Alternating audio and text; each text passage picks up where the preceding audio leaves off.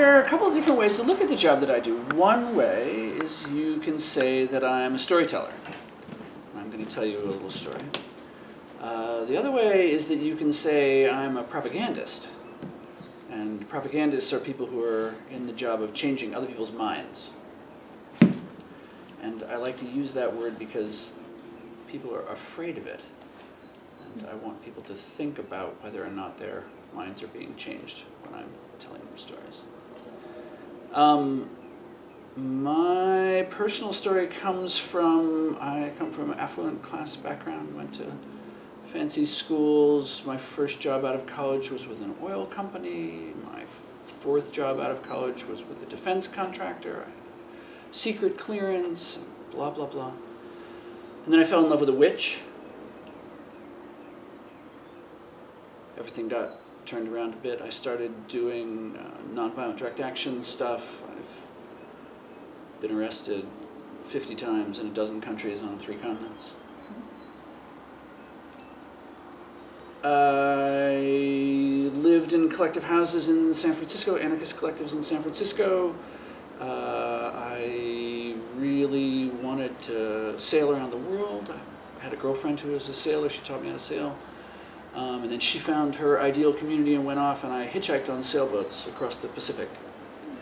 And when I was in Australia, Australia has this kind of paradoxical circumstance that many countries have, that you can't get a job offer unless you have a work permit. You can't get a work permit unless you have a job offer. But I had seemed to have found a way around that, and I was offered a job to run supercomputers for the state Bell Labs. And this friend of mine called me up. He said, "Are you still looking for a job?" And I said, "Well, I think I found one, but the sexism and racism in Australia is not my favorite thing." He said, "Well, I have something you might be interested in." I said, "What's that?" He said, "I have a high-paying, short-term computer programming job in renewable energy." And at that particular point in my life, that was like 4 for 4. And I said, "What's the catch?" And he said, "The catch is that you need to be on the next plane to Honolulu." Thought about it for a bit. This was before there was an internet, so the only way you could find the next plane to Honolulu was actually to go to the airport. Went to the airport the same day, flew across the international date line, and arrived at work before I got my job offer. Right? It was that early. I worked for this interesting ocean engineering firm for a year then, and then I got another call. It was 1989. My friend said, "The Berlin Wall just came down. We've got to go. We've got to talk to the revolutionaries, because soon they'll write the history books, and when they write the history books, the truth will be lost forever." I said, "I'm down." Traveled through Eastern Europe, met some incredibly inspiring people in the summer of 1990, and I was particularly inspired by what were then Czechoslovaks, that later would become Czechs. And I said, "Hey, look, I've done campaigning work, I've done media work, I've fundraising work, everything is possible. I'm super excited about what's happening here." And they said, "We have so many US Americans, we don't know what to do with them.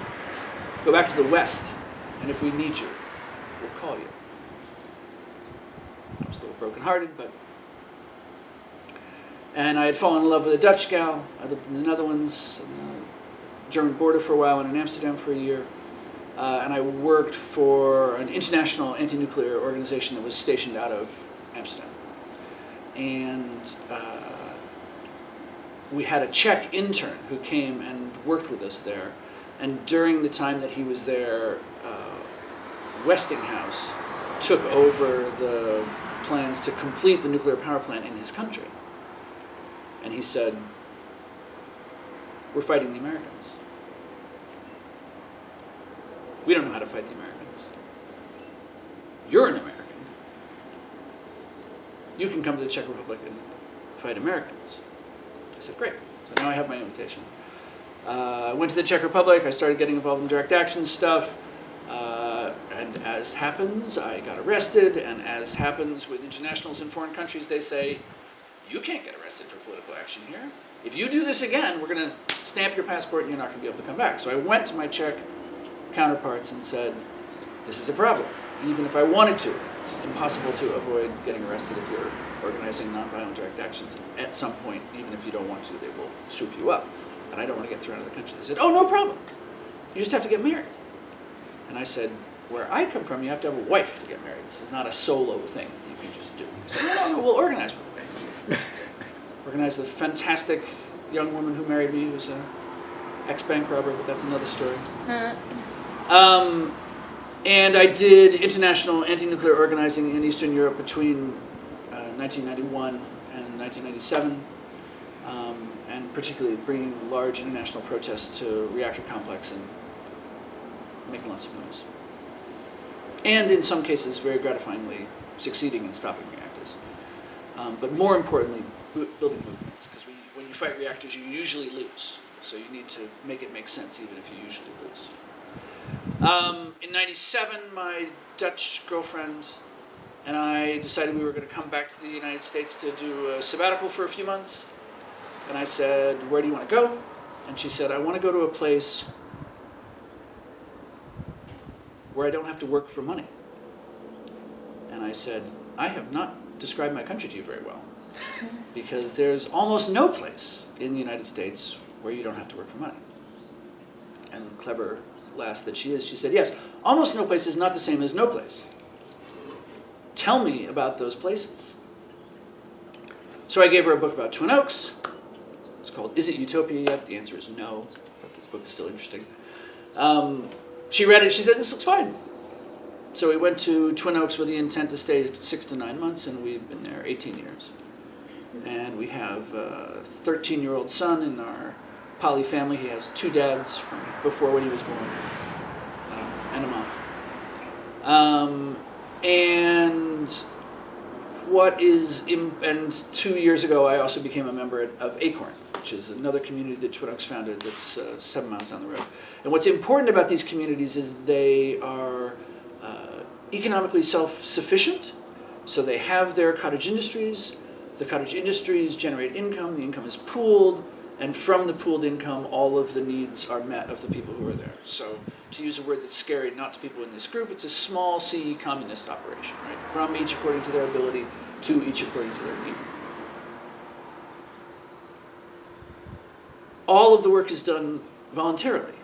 People are doing the things that they want to do. So we have gardening, we have hammocks making, we have childcare, we have computer programming, we have contract services, we have run conferences, we have herb workshops. Big, complicated, Twin Oaks, 100 people. It's been there almost 50 years. $1.5 million in the bank, 7 businesses, 30 cows, 17 cars, 100 bicycles, dozen buildings. Big, fucking complicated operation. And it runs in a very kind of clockwork way. We have labor sheets, we sign up for shifts.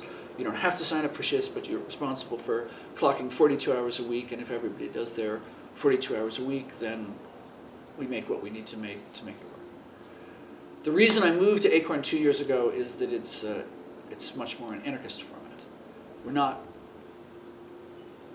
keeping track of our hours. There's still an agreement that you're going to work on the order of 42 hours, but there's not an external accounting. And what it uses instead is an internal communication culture.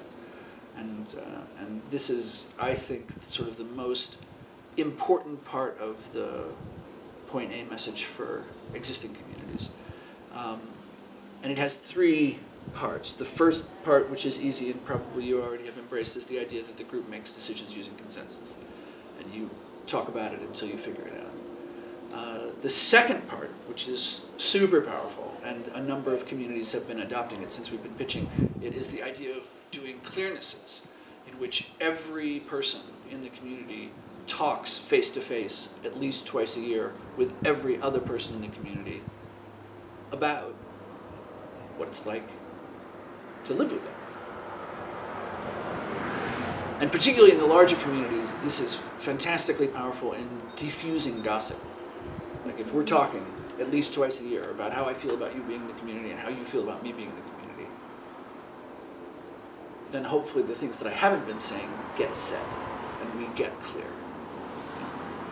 The other thing that's powerful about the clearness model is it is also used as the solution to acute problems. Like early in my membership, I had a problem with bringing too many high-impact guests. The community felt run over. So there was an additional clearness that was called, and I went and I talked to everybody again. But because it's the same format that we're using regularly, it didn't feel punitive. And in some ways, it's less punitive. And the lowest level, or the deepest level, of the communication covenant and culture we have is we do these transparency tools that we're going to do in a little bit. And what they are designed to do is to more regularly help people clear communication and also to build trust amongst the people who are in the group. And the tools are very simple, but they still feel to most people quite powerful because they get at this fact that we really want to talk about ourselves and we really want to be transparent, but the culture fails us and we don't create a format in which that happens. So about a year and a half ago, we looked at the situation that we were in. We now have 4 income-sharing egalitarian communities in Central Virginia. They almost all have waiting lists. They are all economically viable. And we said, this is great, and this needs to be happening in other places, particularly needs to be happening in urban areas. And one of the things that we believe is the income-sharing component of it is powerful in a way that it allows all kinds of other sharing. Like once you pool your income together, then the whole private ownership thing changes in its nature. And the group starts looking at how do we satisfy the needs and desires of the people who are here, because we're all invested in those people. Very powerful consciousness shift. And the place that we think it needs to happen the most is in the cities, because these are sort of hotbeds of difficulty, and particularly New York, where Raven and I work. It's crazy hard, and it's still a very interesting and engaging conversation. And what we see at Twin Oaks, and was mentioned earlier, is that this kind of living, and maybe you guys even more so, this kind of living has a tiny carbon footprint as compared to the mainstream. We do the math at Twin Oaks, and we're already at a 80% reduction, which interestingly is where the UN says we need to be by 2050. So the big marketable piece about community is that you can live with dramatically less. Like my taxable income from Twin Oaks is half the poverty line, but I live at an upper middle class lifestyle. So, I have a sauna, and I have musical instruments, and I have, playgrounds and movie theaters and all manner of stuff. Internet, healthcare, clothing, housing, food, entertainment, education, transport. It's all provided. Yeah, it's a giant social welfare net.